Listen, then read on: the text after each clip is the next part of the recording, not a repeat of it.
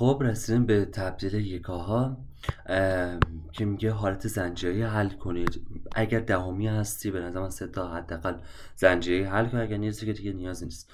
بیام تو صفحه جداگانه کلا بهتون بگم که اینجور سوالای خیلی راحت‌تر بشونید حل کنید.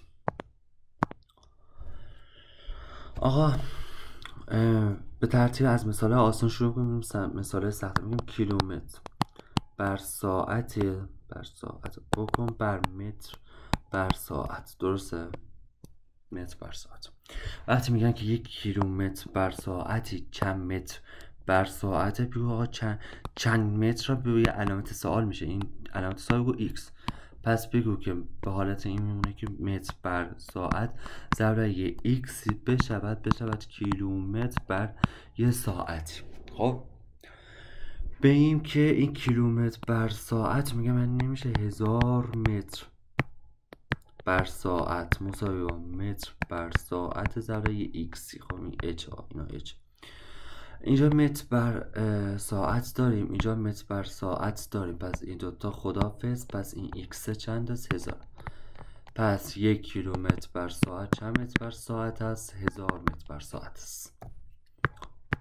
خب بیام سختش کنیم. بگیم که آقا کیلومتر، بذار حالت آبیش کنم، کیلومتر بر ساعت وقتی میگم چند چیزی رو بگیم ایکس، پس ایکس ضرب در کیلومتر بر ثانیه ای است. خب میگیم که کیلومتر که کیلومتر، پس ساعت، هر ساعت هم میدونید که هر 1 ساعتی 60 دقیقه و هر 1 دقیقه 60 ثانیه است. پس کلا میشه 3600 ثانیه.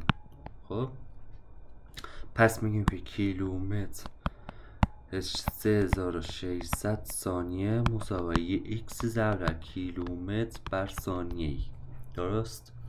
این کیلومتر بر ثانیه داریم، اینجا هم کیلومتر بر ثانیه داریم. این دوتا با هم دیگه میره، این میمونه که 3600. پس هر وقت گفتن 1 کیلومتر بر ساعت و چند کیلومتر بر ثانیه است، هر عددی بود تقسیم بر 3600 کن تا برسی به این. خب بیایم سختش کنیم. بگیم که آقا این کیلومتر بر ساعت رو بکن چند متر بر ثانیه است. چند متر بر ثانیه ضرب ایکس. خب این کیلومتر میگیم که 1000 متر است. اون اچ هم که میدونم 3600 ثانیه است مساوی با یه امی بر اسی ضرب ایکسی. میگیم که این متر بر ثانیه میگن نداریم، اینجا متر بر ثانیه است. پس این ایکس در واقع 1000 بر 3600 است. یعنی میشه چند؟ یعنی میشه 10/36. همینجا یه نکته به دست میاد. بیایم تو خود کتاب بگم بهتون. وقتی هر یه عددی رو بر حسب کیلومتر بر ساعت دادن، گفتن چند متر بر ثانیه است، همونجور که دیده باید ضرب 10/36 بشه. خب یا 10/36 میتونه بگه تقسیم بر 3.6. پس 36 تقسیم بر 3.6 میشه 10 متر دیگه. پس همچنین این نکته را بدون، هر وقت کیلومتر بر ساعت رو دادن به متر بر ثانیه خواستن درجا تقسیم بر 3.6 بکن. به بابا چه فسی. خب بریم. خب پس این نکته رو فهمیدید. یه چیزی دیگه هم که خیلی از بچه‌ها دیدم اشتباه میکنن اینه که میگن که یه متر مکعبی چند که میگن ایکس چند سانتی متر مکعب است. خیلی ها دیدم که میگن آقا یه متر چند سانتی متره، میگم 1 سانتی متر 1 متر برابر با 100 سانتی متر. پس 1 متر مکعب 100 سانتی متر مکعب. این کاملا اشتباه. یه چیزی که همین الان بهتون بگم این که سانتی یعنی 10 به توان -2. درسته؟ هر جا 10 به توان -2 بود این توان مینی بذار روش میشه 10 به توان -6. پس 10 به توان -6 متر مکعب بوده ضرب در یه ایکسی شده متر مکعب. 1 متر مکعب این ایکس چند بوده؟ 10 به توان 6 بوده است. پس این نکته هم بدون. خب بریم. بریم جلوتر. میگه آهنگ رو میخواد توضیح بده اینجا واسمون. میگه آهنگ تغییر کمیتی بر یک ثانیه است. یعنی چی؟ یعنی میگه آقا یک ثانیه رو در نظر بگیر، ببین تو اون یک ثانیه چقدر یک کمیتی تغییر کرد. یک کمیت دلتا، یه مربعی، چی میدونم، دلتا وی، دلتا حجم، دلتا سرعت، دلتا ثانیه، نه دلتا ثانیه که نمیشه، کل هر کمیتی، دلتا یعنی تغییر هر کمیتی در یک ثانیه میشه یک آهنگ. سازگار یکا کل حرفش که این که میزنه اینه که میگه آقا اگر مثلا این بر حسب چی بود، بحث علمی بود، اینم بحث علمی کنن چه؟ این اگر میدونید که واحد جرم کیلوگرم، مثلا اگه این کیلوگرم بود، این مثلا سانتیمتر مربع، مثلا ms2 دیگه، سانتیمتر بر ثانیه بود، بگوش متر بر ثانیه.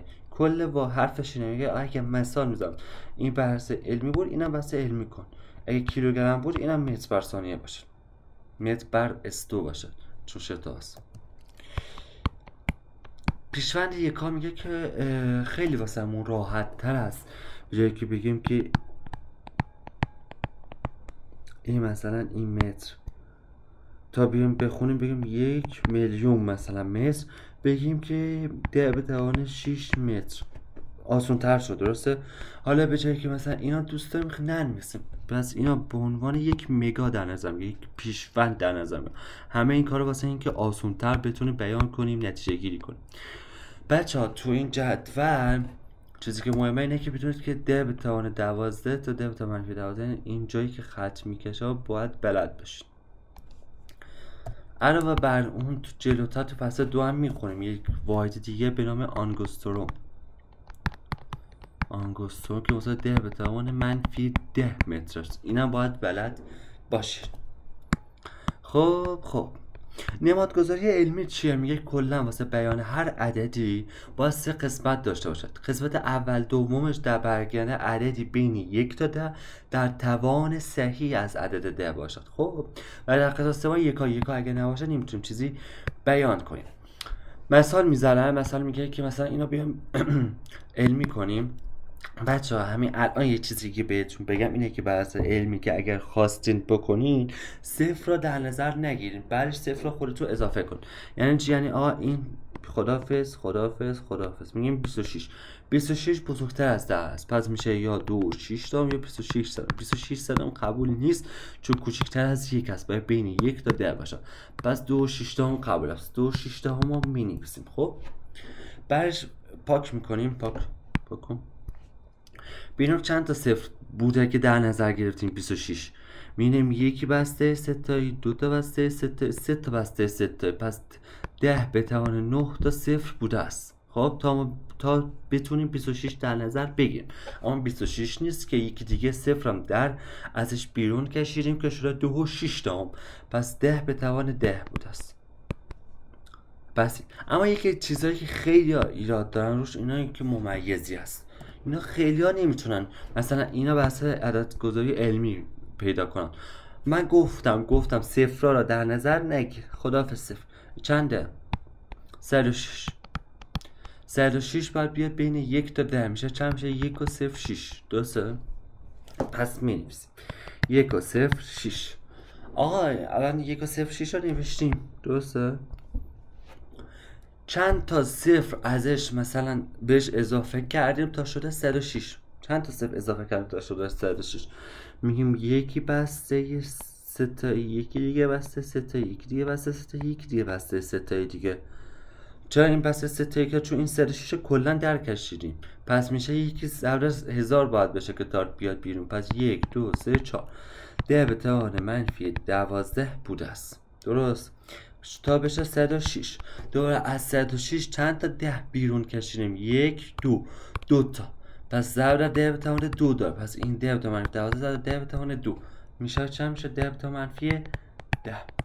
به جدا حال میکنین الان چقدر سریعتر میتونه هر چیزی رو گفته حل کنین. مثلا بیا این بالایی حل کن، مثلا چه کاری این بالایی حل کن. تو کلا متوجه آقا میگیم که کلا صفر رو در نظر نگیر.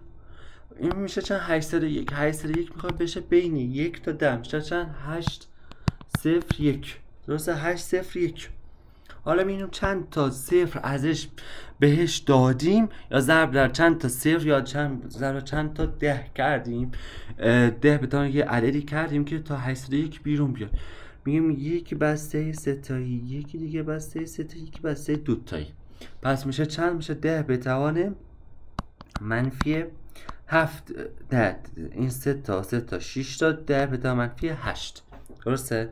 10 به توان منفی 8 بوده. پس 10 به توان منفی 8 بوده تا 801 اومده بیرون. 801 نیست که 8 0 1 کرد. پس چند تا از این صفر آوردیم بیرون؟ 10 به توان 2 تا آوردیم بیرون. پس ضرب 10 به توان 2 میکنیم چه 10 به توان منفی 6. به به. بیایم جلوتر. مثلا این پرسشان ها که چقدر سریع حل میشه اصلا خودتون کیف کنید.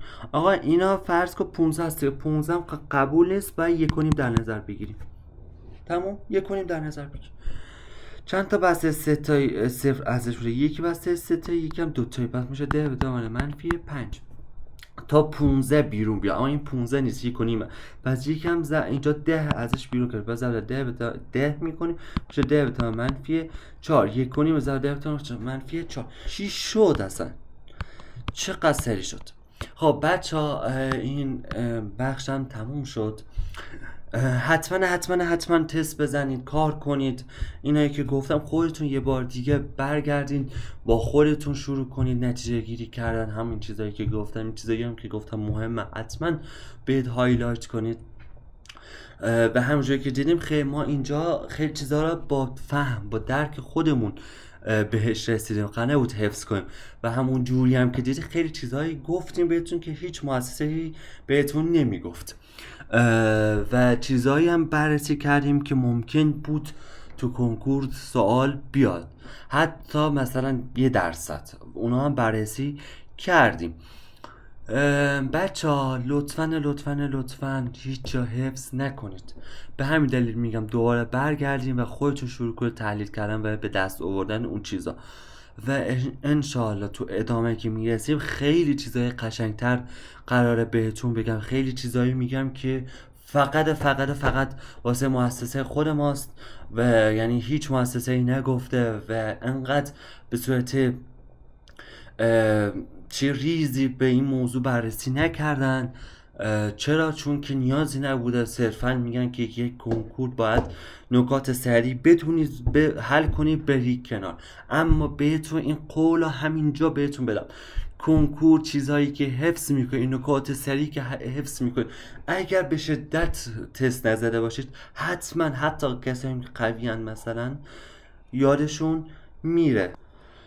و تو کنکور خیلی جو سنگینیه، خیلی استرس داری، خیلی اصلا حتی خودت مسلط باشه بر استرس حتما استرس میگیری چون ممکنه یه جا یادت بره. خب و اگر چیزی ها حفظ کرده باشی مثلا یه فرمولیا که مثلا میگن که خیلی راه سریعه، اما راه سریع نیست. میدونی چیه اونا؟ اون فرمولا انقدر اگر مثلا چیزی ها طی کنی انقدر بهش آخر کار مثلا یه فرمولی ها میرن تا آخر کار، این آخر کار رو به دست میارن. یعنی تو نیازی نیست که انقدر مراحل رو طی کنی تا برسی به اون فرمول.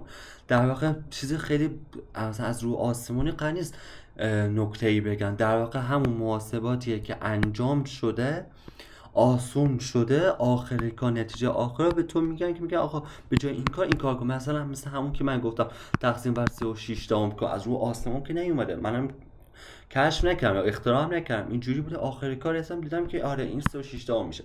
کل حرف اونا همینه. خب بچه‌ها من به خاطر همینه که 3.6 اونا واسه تو اثبات کردم و نمیدونم گفتم بچه‌ها آره حفظ کنید خداحافظ. نه لطفاً اینایی که میگن که این روش سری بکن، حل کن، برو فلان، نابود کن، آتیش بکش، چی میدونم، وای خدا این کار کن نکن، زیاد توجه نکنید. چون موفقیت، اینا بذارید از همینجا بگم، یه نکته برادرانه بگم بهتون، موفقیت بدون تلاش دست نمیاد. دنبال راههای میانبر سریع فلان، اینایی که وای به آتیش بکشن، نابود کنن، رنده کنن، اینا نباشه بچه ها. خودتون نمیگم که از اونا استفاده نکنید و مثلا از اون نکات مهمی که میگن استفاده نکنید، نه، به شدت میگم استفاده کنید، اما بفهمید و استفاده کنید، حفظ نکنید، لطفا حفظ نکنید. بچه اگه خیلی اگه از ویدیو خوشتون اومد لطفا همین الان لایک کنید، سابسکرایب کنید، ما رو به دوستانتون معرفی کنید. انشالله هرچی بگذره و ما تعداد انرژی هایی که دریافت کنیم بیشتر شه، قراره خیلی کارهای عجیب غریب دیگه هم بکنیم، سورپرایز باشه واسه تون. حتما همین الان زنگوله ها فعال کن، چون ما هفته تقریبا 2 تا ویدیو میذاریم تو کانال، تا گذاشتیم خبردار بشی و ما با همدیگه انشالله کنکور میدیم. یعنی راهی که به صورت مستقیم میری به سمت نتیجه با ما طی کن. خب نگرد دنبال هی مشاوره این راه برم اون راه برم، چه ما راهی که میدونیم که 90% جواب میگیرن میریم سمتش، تا همراه ما حرکت کن و انشالله با همدیگه زمان کنکور میدیم. خیلی دوستتون دارم، مراقب خوبیاتون باشین، مراقب این انرژی زیادتون باشید، بتونید به نحو احسن استفاده کنید، یادتون نره حتما کار کنید اینایی که تدریس شد. خیلی دوستتون دارم. یا علی، خداحافظ.